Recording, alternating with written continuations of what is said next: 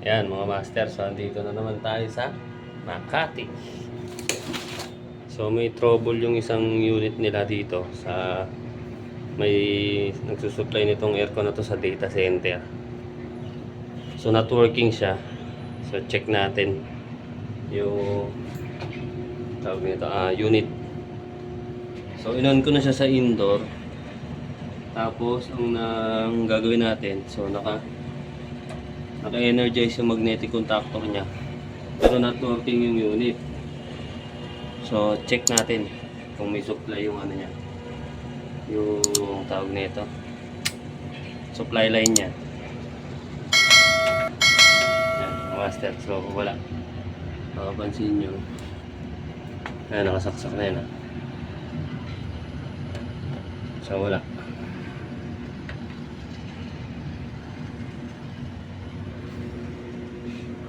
Yan, so wala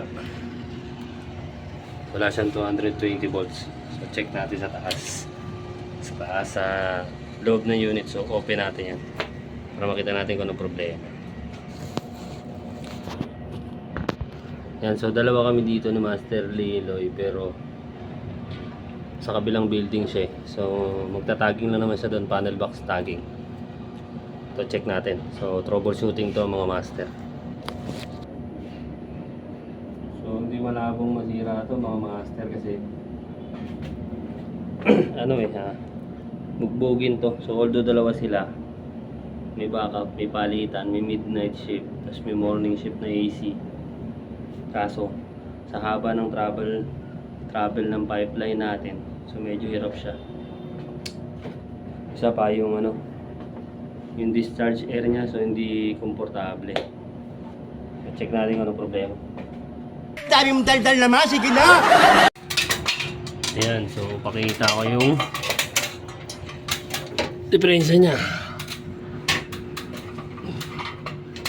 So lang ng pwesto dito, master. So ito yung nakita ko sa may terminal niya. Ayan putok. Sandali ako, kunin ko na shotgun ko. Sabog-sabog to. So putol na yung linyada ng wire niya. Ayan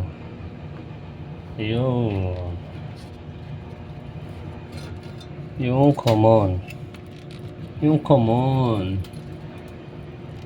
common line niya. So nakikita kong possible. Ito kasi yung terminal clip, so kinalawang nag-bend siya, or hindi, kita nyo naman, kinalawang to mga master. Tapos nagkaroon siya ng short doon sa part na yun, sa kabila dito, ito tsaka yun.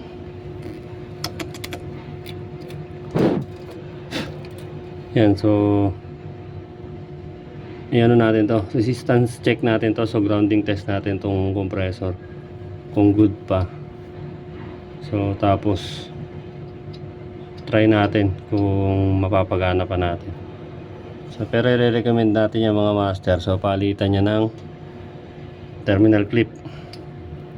So corrode yan mga master. Siguro tanggalin ko muna yung mga terminal clip bago ko siya i-tester para walang sabit talaga. So possible kasi yung wire nakadikit, tsaka isa pa naka-terminate yan sa capacitor. Yan, Nachamba lang yan, nakapalang ng konti yan. sa compressor. So tanggalin ko muna yung niya, terminal clip, para malinis bago natin i-tester. Yan mga master, so update tayo. Yun, so temporary nais ko muna yung wire nya. So try natin pagganahin yung compressor mga master. So compressor lang muna. Yan, so pero i-recommend natin papalitan to ng wire harness at the same time, so magnetic contactor, tapos samahan natin ng OLP, overload protector, tapos yung wire nya iayos natin mga master. Kasi kung makikita nyo yan, so pag preventive maintenance, so nasa ilalim siya ng unit yan. So dilipat natin yan dito sa part dito, basta sa part na hindi siya mababasa pag nag-preventive maintenance tayo. So pakita ko sa inyo yung ginawa kong temporary wire para matest natin kung working yung compressor or hindi. So balik natin ko yung camera. Okay, ayos. Ayan na mga master. So, temporary, ayan. Inano natin. Sa mga durog na kasi yung mga terminal clip ng para sa ano, compressor terminal. Yan na siya. So, sinwap ko na lang muna. Yan. So, nilagay ko muna siya sa capacitor. Tapos yung naputol, yung nasunog yan. So, dinere ko muna siya dyan. So, dito, dahil wala na siyang terminal clip. Pero usually, nakakabit lang naman siya dito sa taas niya. Ayan, so may nakaabang kasi dyan na ano eh. Terminal clip. So, tinest ko na rin yung resistance ng compressor. Okay naman. Grounding test, okay naman. So, si capacitor, okay naman. Yan, so ready na tayo mag-testing.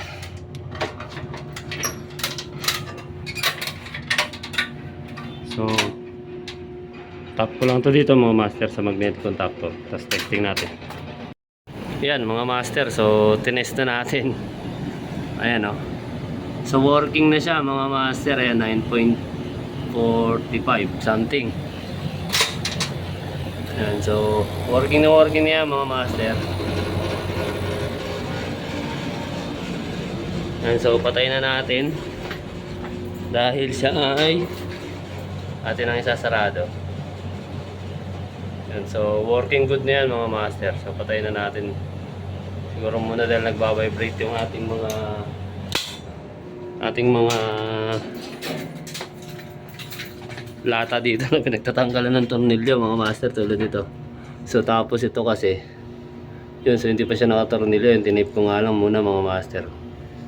So pakita ko lang sa inyo. Delicate kasi baka mamaya may terminal na sumabit. Ayan. So tinest ko lang din naman na kung gagana pa yung compressor. So yun, working good pa siya. Tsaka ito, ayan, kung nakikita nyo yung wire.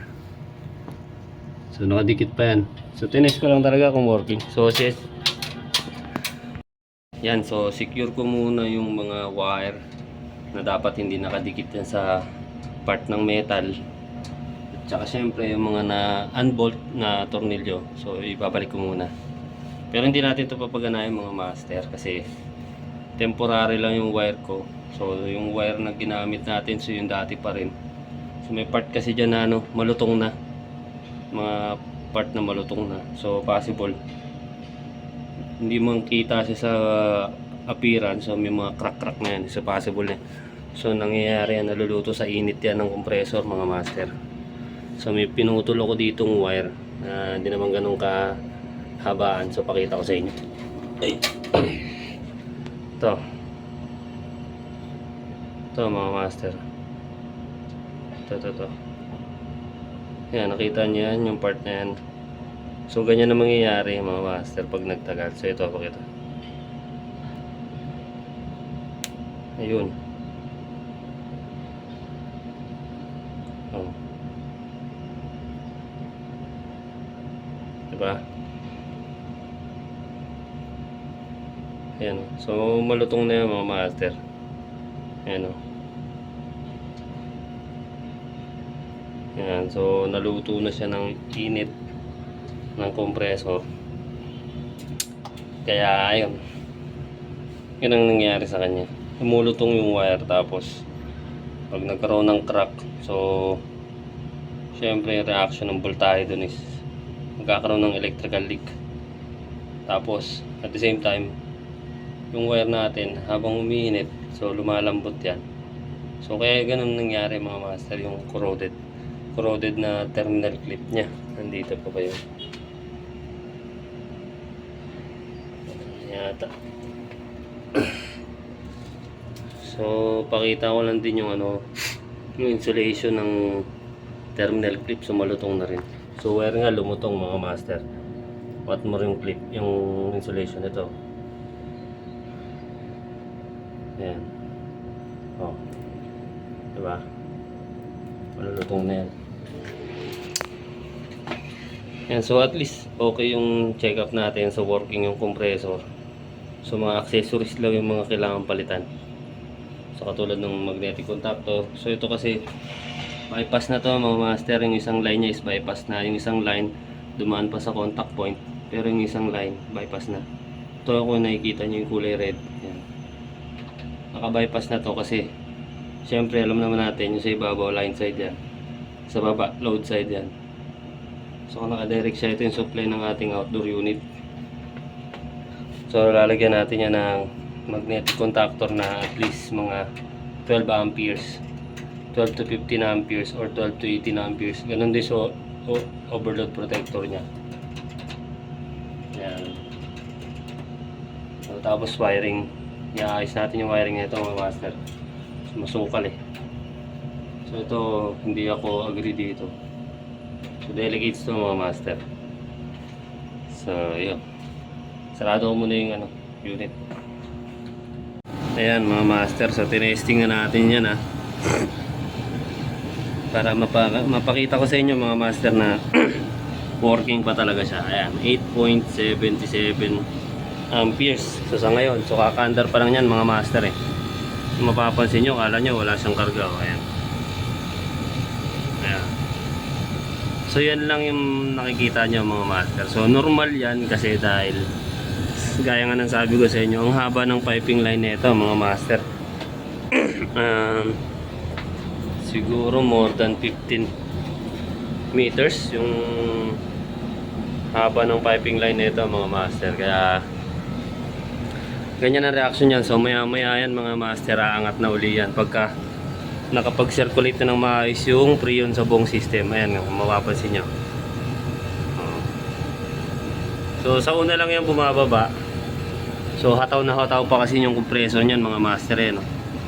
Nakahataw pa yan. So maya maya mag-neutralize na yung niya na amperahe nyan. And then siyempre yung freon natin naangat na. So mamaya papakita ko sa inyo mga master na gano'n. So ayan kung kikitang-kita nyo, nagmo-moist siya. Ayan. So syempre dahil ang isang indication niya kung talagang mababa ang karga niya mga master, mag-ice build up yan. Pero yan, maganda moisture niya. So normal na normal sa kanya yung ganyang appearance muna. So mamaya tataas yan. Papakita ko sa inyo mamaya mga master pagka gano'n na nangyari. Ayan. So tapos siguro habang pinapaandar ko saglit, check upin ko yung isang unit kasi yung isang unit din sa data center nagkakaproblema na rin dahil nasira nga to.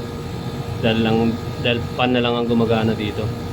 Check upin ko rin siya kasi nag-ice build up daw yun mga master eh. So check ko yun. Siguro paandarin ko lang to siguro ng konti para mapakita ko sa inyo na aangat pa yan mga master. Yan. So main purpose natin, may trouble siya. Mahanap ang sira niya, so nakita na natin, okay na. So recommendation na lang para maiayos yung mga control niya mga master. So paandar lang natin to habang nandito tayo, pero hindi natin nire-recommend na paganahin to nang wala tayo dito mga master. Kasi baka mamaya magkaroon ng diferensya, magkasira, so sa atin pa magkaroon ng feedback mga master. Pero kung working ang usapan, working siya. So yun lang. Ayan mga master, sagpitan ko lang. Ayan, umaangat na siya unti-unti. Ayan, kung mapapansin nyo, diba? Tumataas yung galamay niya. So ayan, so syempre persado yung compressor. So maliit yung discharge line, tapos bago siya makabalik, so napakalayo ng travel niya muna mga master. So yun ang nangyayari. Tapos yung amperahe natin yan mag-neutralize na mamaya. Pati yung freon charge natin, ano? Diba? Maangat na siya. So almost 40 to 45 PSI na siya. So mamaya magiging 68 to 70 PSI yan mga master. So yun lang. Naman ako sa kabila.